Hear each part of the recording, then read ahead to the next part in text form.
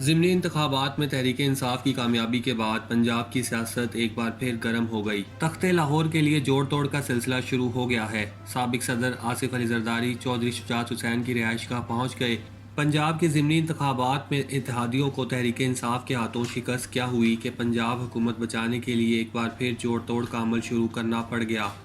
سابق صدر آصف زرداری مسلم لیگ کاف کے صدر چودھری شجاعت حسین سے ملنے ان کی رہائش گاہ پہنچے۔ دونوں رہنماؤں کی ملاقات میں پنجاب کی سیاسی صورتحال پر تبادلہ خیال کیا گیا۔ خیال رہے کہ پنجاب کی وزارت اعلیٰ کے لیے 22 جولائی کو دوبارہ انتخاب ہونا ہے۔ حمزہ شہباز اور پرویز الہی میں مقابلہ ہوگا۔ ضمنی انتخابات میں کامیابی کے بعد تحریک انصاف کے ارکان کی تعداد 178 ہو گئی ہے، جبکہ اس کے اتحادی مسلم لیگ کاف کے پاس 10 ارکان ہیں۔ دونوں جماعتوں کے مجموعی طور پر 188 ارکان ہیں۔ دوسری جانب 4 نشستیں جیتنے کے بعد مسلم لیگ نون کے ارکان کی تعداد 168 ہو گئی اور اس کے اتحادیوں میں پیپلز پارٹی کے 7 ارکان، 1 رکن راہ حق پارٹی اور 3 آزاد ارکان شامل ہیں۔ یوں حمزہ شہباز کو 179 ارکان کی حمایت حاصل ہے۔ 17 جولائی کو ہونے والے ضمنی الیکشن میں ایک آزاد امیدوار بھی کامیاب ہوا ہے، جبکہ رکن پنجاب اسمبلی چودھری نثار غیر فعال ہیں۔ پنجاب اسمبلی کے 371 کے ایوان میں نون لیگ کے 2 ارکان کے استعفوں کے بعد اس وقت بھی 2 نشستیں خالی ہیں۔ تحریک انصاف کے چیئرمین عمران خان کی رہائش گاہ پر دوسری مرتبہ کے پی سے اساتذہ کی بڑی تعداد احتجاج کرنے کے لیے پہنچ گئی۔ اسلام آباد میں کے پی سے تعلق رکھنے والے اسکول و کالجز کے سرکاری اساتذہ اور ملازمین ملازمتوں پر مستقل نہ کیے جانے اور پینشن ان کی نوکری کے آغاز کی تاریخ سے فراہم نہ کرنے کے خلاف ایک ہی ماہ میں دوسری مرتبہ سراپا احتجاج ہے۔ جون کے اختتامی دنوں میں اساتذہ کو احتجاج ختم کرنے کے لیے علی محمد خان اور مراد سعید نے تحریری معاہدہ کر کے بنی گالہ سے روانہ کیا تھا، مگر کے پی گورنمنٹ نے اس معاہدے پر کوئی عمل نہیں کیا۔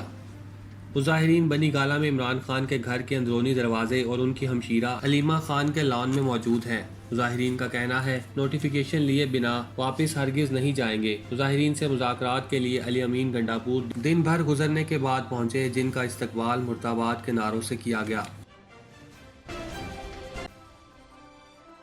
انڈیا کی وزارت داخلہ کے مطابق گزشتہ سال 41 شہریوں نے انڈین شہریت چھوڑ کر پاکستان کی شہریت حاصل کر لی۔ انڈین پارلیمان کے ایوان زریں لوک سبھا میں وزارت داخلہ کی جانب سے شیئر کیے گئے اعداد و شمار کے مطابق 2020 میں صرف 7 شہری انڈین شہریت چھوڑ کر پاکستانی بن گئے تھے، لیکن 2021 میں 41 افراد نے پاکستان کی شہریت حاصل کرنے کے لیے انڈین شہریت چھوڑ دی۔ انڈین اخبار ہندوستان ٹائمز کے مطابق حکومتی اعداد و شمار کے مطابق 2015 سے لے کر 2021 تک مجموعی طور پر 9,32,276 انڈین شہریوں نے دوسرے ممالک کی پاسپورٹ حاصل کرنے کے لیے انڈین شہریت چھوڑ دی۔ گزشتہ سال 1,63,000 انڈین شہریوں نے ملکی شہریت چھوڑ دی، جو کہ 2015 کے بعد سب سے بڑی تعداد ہے۔ ان میں سے تقریباً آدھے لوگ یعنی 78,284 نے امریکہ کی شہریت حاصل کی۔ وزارت داخلہ کے مطابق شہریت چھوڑنے کی وجوہات ذاتی تھے۔ خیال رہے انڈیا کے آئین کے تحت کوئی شہری دوہری شہریت نہیں رکھ سکتا اور کسی اور ملک کی شہریت لینے کے لیے انڈین شہریت چھوڑنا پڑتا ہے۔ شہریت کے حصول کے لیے پسندیدہ ترین ممالک میں امریکہ کے بعد آسٹریلیا، کینیڈا، برطانیہ، اٹلی اور سنگاپور بالترتیب سر فہرست ہیں۔ نیشنل ڈیزاسٹر مینجمنٹ اتھارٹی نے پاکستان کے متعدد علاقوں میں مزید بارشوں کے پیش نظر نئی ایڈوائزری جاری کر دی۔ پاکستان میں محکمہ موسمیات نے 20 جولائی سے مزید مونسون بارشوں کی پیشگوئی کی ہے۔ محکمہ موسمیات کے مطابق مونسون کا سلسلہ ملک کے بالائی اور وسطی علاقوں میں بارشوں کا سبب بنے گا۔ جاری کردہ ایڈوائزری میں NDMA نے متعلقہ محکموں اور اتھارٹیز کو کہا ہے کہ ممکنہ صورتحال سے نمٹنے کے لیے ایمرجنسی سروسز کے عملے کی دستیابی یقینی بنائی جائے۔ ایڈوائزری کے مطابق گاڑیوں کو سیلاب سے متاثرہ نشیبی علاقوں اور نالوں سے دور رکھا جائے اور فلڈ ایمرجنسی کی صورتحال میں لوگوں کے انخلاء کو فوری طور پر شروع کیا جائے۔ NDMA کے مطابق بارشوں کے دوران کرنٹ لگنے کے واقعات کی روک تھام کے لیے موزوں اقدامات کیے جائیں۔ اربن فلڈنگ کی صورت میں متعلقہ محکموں کو ڈی واٹرنگ پمپس اور پیٹرول کی پیشگی موجودگی یقینی بنانے سمیت مقامی آبادی کو سیلابی خطرات اور احتیاطی تدابیر کے حوالے سے مسلسل آگاہ رکھنے کا کہا گیا ہے۔ محکمہ موسمیات کے مطابق 21 سے 26 جولائی کے دوران بنوں، لکی مروت، DI خان، سائیوال، اوکاڑا، بھکر، لیا، ملتان، راجن پور، ڈیرہ غازی خان، بہاولپور، بہاول نگر، رحیم یار خان اور خانپور میں تیز ہواؤں کے ساتھ مزید بارش اور گرج چمک اور کئی مقامات پر وقفے سے موسلا دھار بارش کا بھی امکان ہے۔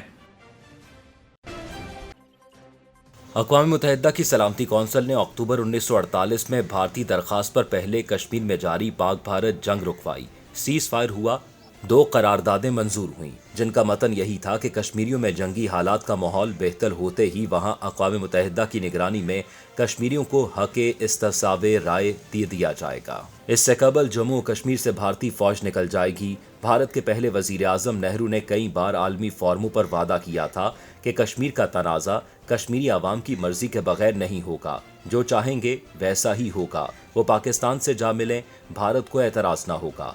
चूँकि अक़वाम मुत्तहिदा की सलामती ने भी एक राय शुमारी के जरिए उन्हें अपने मुस्तकबिल का फैसला करने का हक दिया है। नेहरू के ये अहम वादे आलमी रिकॉर्ड का हिस्सा हैं।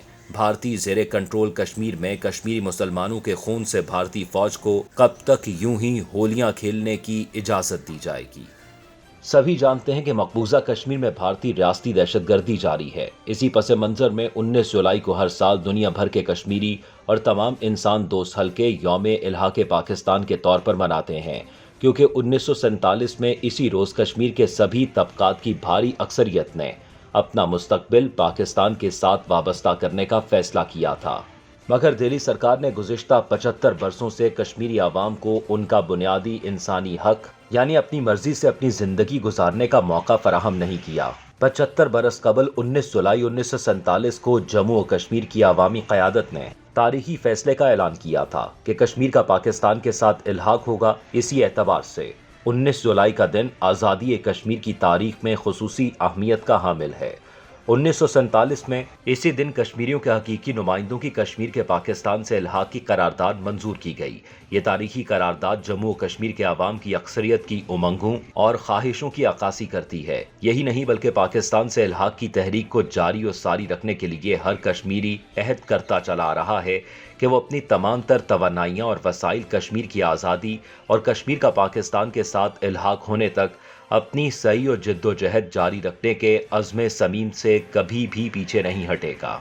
ये सवाल जो हर कश्मीरी पूछ रहा है, शुहदा की जलाई हुई आज़ादी की मशलों में अपना ताज़ा लहू इसी सरहद से अपनी ज़मीं के हसूल के लिए नजर कर रहे हैं। भारत ने अक़वाम मुत्तहिदा की करारदादों, कवानीन की धज्जियां उड़ाते हुए कश्मीर की खुसूसी हैसियत खत्म कर दी, साथ ही गैर कानूनी डोमिसाइल जारी कर दिए, मगर बेहिस आलमी ताकतों के कानों पर जूं तक नहीं रेंग रही। कश्मीरियों के हक़ खुद इरादियत के इंसानी मसले ने फ़िक्र इंसानी को हर अहद में अपने अहाता दामन ख्याल से कभी अलहदा नहीं होने दिया। पाकिस्तान का भी यही असूली मौक़िफ़ है कि मसला कश्मीर अक़वाम मुत्तहिदा की करारदादों के मुताबिक हल किया जाए। ये करारदादें कश्मीरियों को अपने मुस्तकबिल का फ़ैसला खुद करने का हक़ देती हैं। फिर यह कि भारत खुद आलमी और अवामी फोरम्स पर कश्मीरियों को हक़ खुद इरादियत देने की हिमायत करता रहा है। सो अब वक्त आ गया है कि उन्हें इनका कानूनी हक़ दिया जाए। हमें बहैसियत मुल्क और बहैसियत अवाम इस तनाज़े के इसी हल की हिमायत करनी चाहिए जो आलमी सतह पर तस्लीम शुदा हो, वरना खित्ते का अमन कायम रहे ये मुमकिन नहीं है। Shaji auto care foreign and domestic cars and SUVs की कंप्लीट ऑटो रिपेयर के लिए तशरीफ लाएं। Address 25 book street, Jersey city 07302। Contact number 201 240 0037 347 759 7797।